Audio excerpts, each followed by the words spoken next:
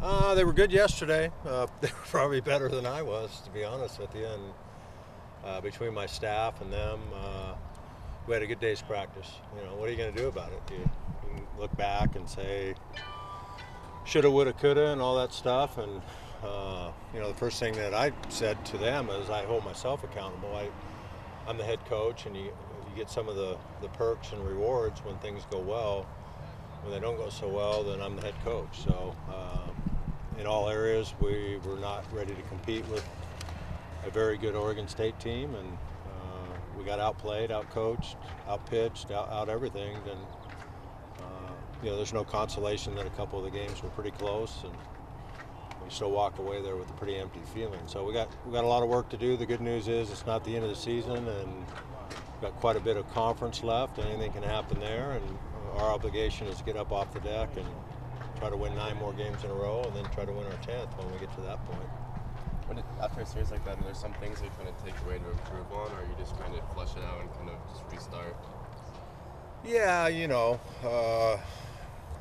we didn't think we executed extremely well. The hitting piece, you have to kind of look at their pitching and scouting report, etc.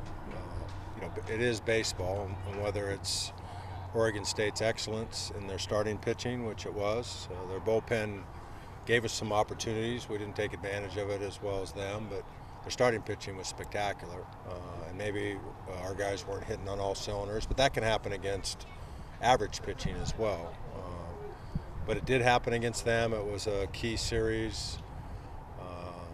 So what we typically do as coaches and players, we roll our sleeves up and get extra work, extra cuts, and within the guidelines of the rules. And our mission is to continue to catch each other being good. In fact, yesterday we were doing a drill and there was some excellence going on, and it was pretty blah. It wasn't a bunch of guys giving attaboys to.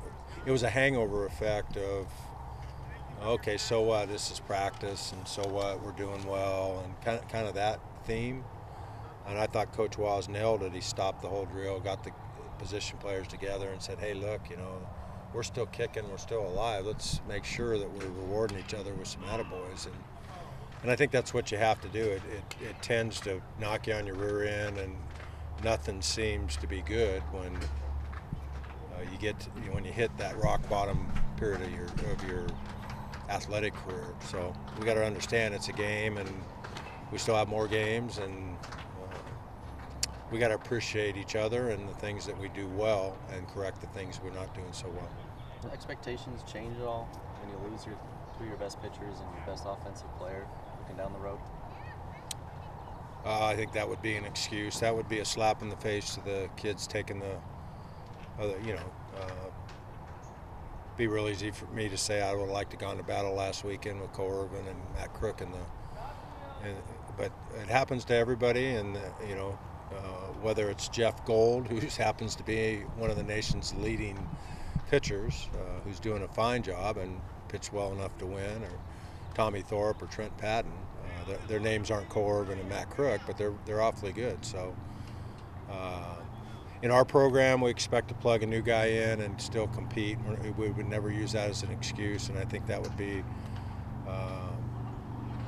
we're like anybody else. We have 35 good players. We don't recruit crummy players. Some are better than others, and certainly Crook and Irvin are two of the finest pitchers in America. But people lose pitchers sometimes, or players. And when Wetzler was out for the technicality early in the year, Oregon State was still winning. So now we won't get our guys back like he's back, but he besides Wetzler being really good and pitching on Friday, he seems to be a very leadership kind of guy, which doesn't surprise me. He's been that way ever since he showed up there. Based on the way you guys responded after the Washington series, do you feel like your guys can do a similar kind of thing here coming up? Yeah, you always want to be careful trying to say, hey, let's do what we did after Washington. We can only take it one day at a time. That's what we did there.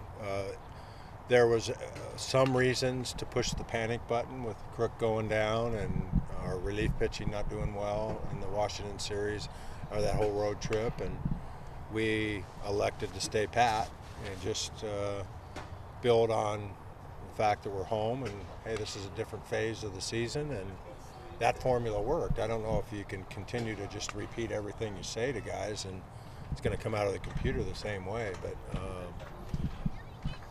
I'm a little mind-boggled of why Arizona's not doing better than they are. I look at their personnel and Newman and Gilbert in the middle, and Moore as a catcher, and Gibbons at center field, and I know they lost Kingery, one of the best hitters in the league. Good starting pitching, and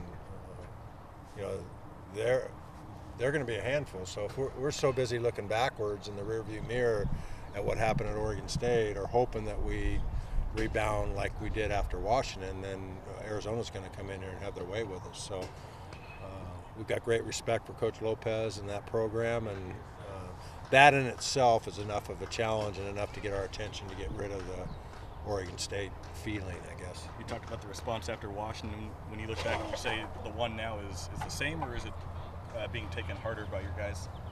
Say that again? Like when you compare the reaction now after the OSU series versus the reaction after Washington, would you say those reactions are pretty similar, or are they taking this one harder? I think pretty similar. The bottom of the heap is the bottom of the heap. We got left on the field, and we pointed at that Washington series as a critical one, just like the Oregon State one. The only salvation there was that we won one game. The devastating feeling of getting left on the field on Sunday when we had a lead was about as bad as it gets. The difference in the two venues is that probably the stuff that comes out of the stands and rubbing it, the brooms and the rubbing it in. But we knew that going in. The stakes were going to be high, and they weren't going to go, hey, you guys really are a bunch of nice guys. Thanks for coming over and competing with us. That's not what the Civil War is all about. So, yeah, they threw a little bit of gas on the fire, salt in the wound, and we knew that going in, that the stakes were going to be at that level. So I think very similar feelings. The difference was it wasn't culmination of a long 2-week road trip with a lot of illness. We were fresh as daisies. We were focused. We were pointed. And again, it's on me because I didn't have the team ready to play at that level. And let's keep it in perspective. Oregon State's awfully good. I voted in one of the polls in the USA Today, and before we played them, I voted them number one, and I voted them number one this weekend as well. You mentioned, they have Wetzel over there, who's a very vocal leader. I think he had a team meeting or something last week where he kind of let the guys have it when he wasn't happy with what he was seeing. Do you guys have that sort of leadership on this team? Maybe not as demonstrative as him, but certainly leadership. We've got a leadership council. We've got some upperclassmen. We didn't have a team meeting, anything of that nature. The guys tend to handle those kind of things internally, unless I go to that team leadership council and say, hey, we got a problem here, you guys need to fix it. And then they do that. And, I think it was clearly a case of what I didn't like most about my team is we were out of character. We were trying too hard. And I thought we were more mentally prepared to go into that Lions den and handle the emotion of trying to win so bad, I guess, or trying to do well so bad. I thought we got result orientated instead of using the importance of the environment and the series to lock us in as baseball players. And that's the part that I was way taken back by, and I don't understand, because we should have been more experienced and educated. Now the freshmen, yeah, I get that. It's our first chance of being that energized, I guess, or that adrenaline rush or that emotion. But the upperclassmen too were coming apart at the seams, which surprised me. And that's what I'm talking about. They should have been better prepared by me to handle that kind of environment. Padden Sunday, then, does it sound like? No, we're gonna. Tesler's gonna go Sunday. Tesler. Yeah.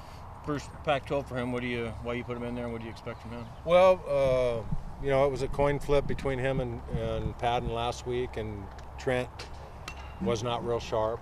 That doesn't mean he's not going to pitch some critical innings to us, but and that was a really tough challenge, for a freshman to go in there when we're sitting 0-2 and pitching against Fry, and he didn't pass the test very well, and maybe it might have been better to throw a guy like Tesser, who seems to have more experience and been through the wars a little bit more. Who knows? Brando might have melted to that too, but on paper, he would have. Seems like he would have been able to handle the emotions of it a little bit better.